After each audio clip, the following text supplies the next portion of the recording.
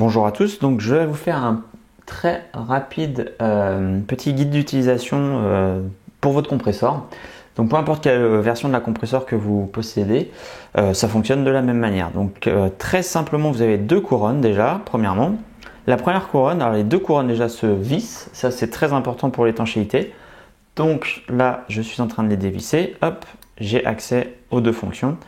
La première, donc la couronne qui est en haut ici, vous permet de gérer la lunette interne qu'on va régler comme ceci, dans un sens comme dans l'autre.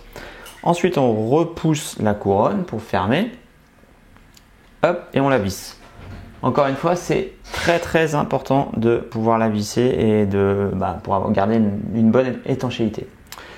Ensuite, on a la couronne du bas, donc de la même manière qu'on dévisse et on tire dessus et là on peut régler l'heure. Donc encore de la même manière, très simplement, il suffit de tourner la couronne, de repousser et de revisser.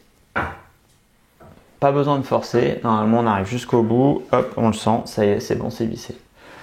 Voilà pour ce premier point important sur l'étanchéité et sur le réglage de l'heure.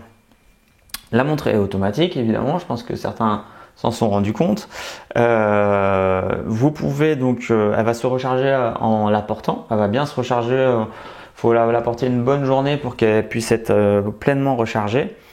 Si vous la posez, en théorie, elle devrait tenir une quarantaine d'heures, suivant comment vous l'avez portée, pour pouvoir la reprendre. Il y aura une dérive de quelques secondes par jour.